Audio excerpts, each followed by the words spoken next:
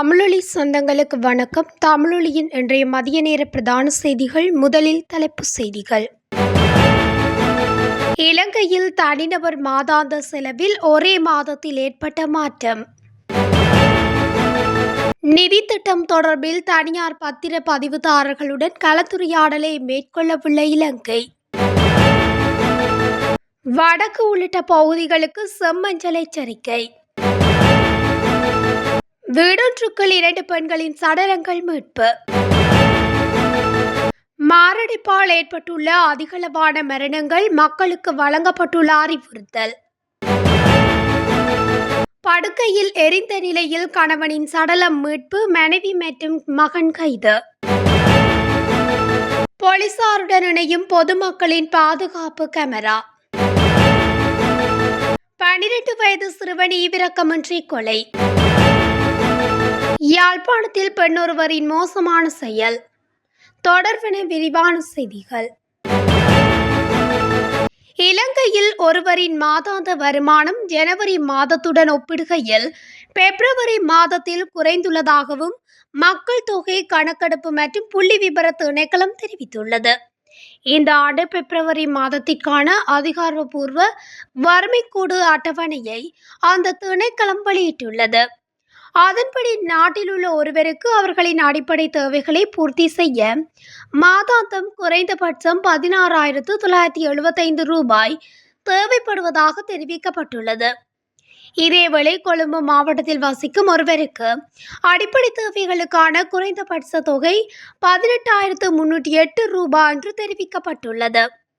மேலும் கடந்த மாதத்துடன் ஒப்பிடுகையில் நாட்டில் பணவீக்கம் குறைந்துள்ளது என்றும் தெரிவிக்கப்பட்டுள்ளது.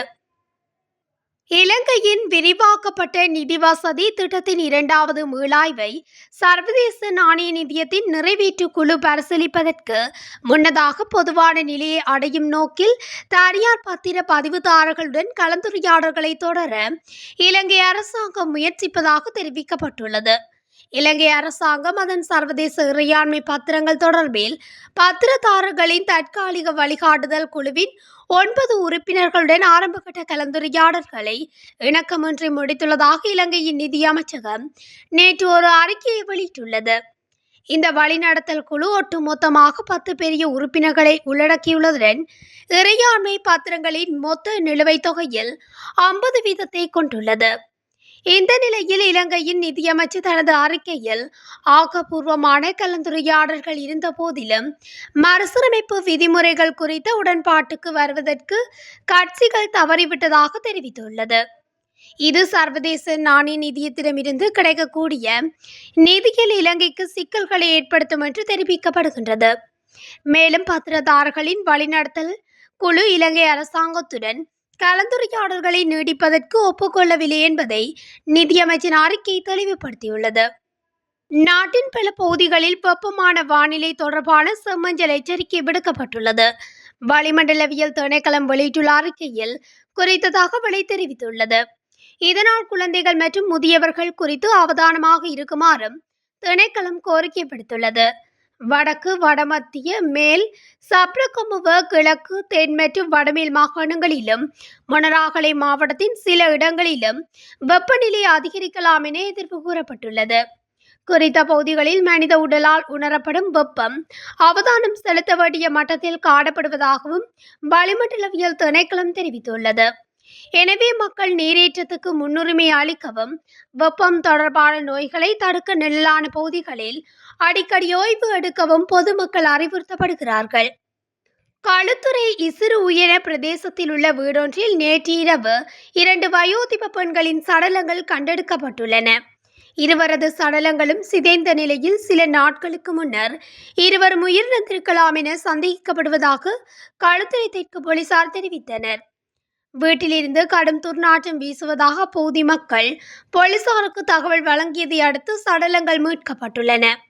களுத்துறை குற்றப்புலனாய்வு ஆய்வக அதிகாரிகள் நீதவான் விசாரணைகளை மேற்கொள்ள உள்ளனர். சம்பவம் தொடர்பான மேலதிக விசாரணைகளை களுத்துறை தெற்கு போலீசார் மேற்கொண்டு வருகின்றனர்.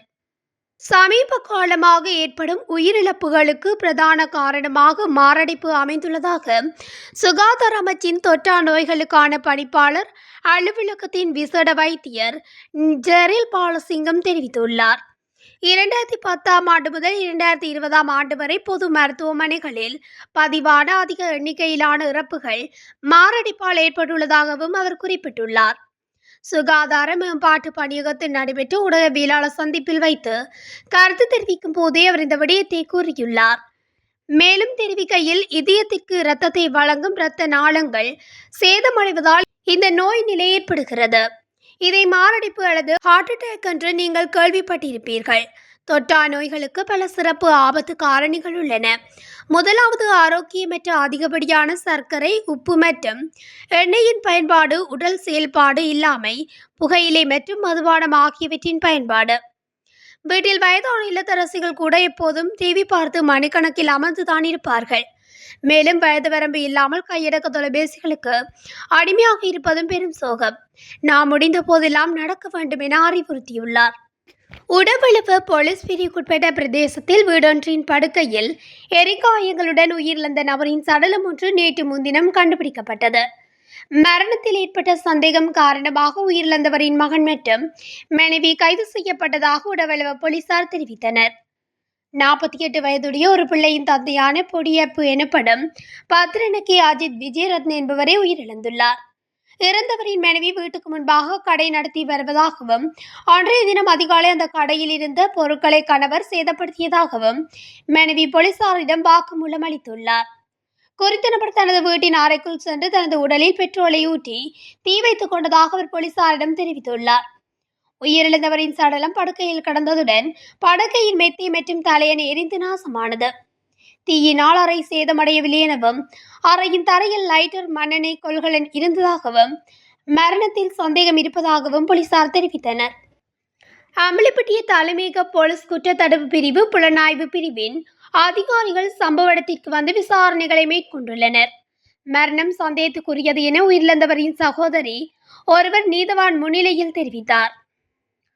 போலீசாரின் சிசிடிவி கேமரா அமைப்புடன் பொதுமக்களால் பொருத்தப்பட்டுள்ள பாதுகாப்பு கேமரா அமைப்புகளை ஒருங்கிணைக்கும் வேலை திட்டத்தை போலீஸ் தலைமையகம் உருவாக்கியுள்ளதாக தெரிவிக்கப்படுகின்றது.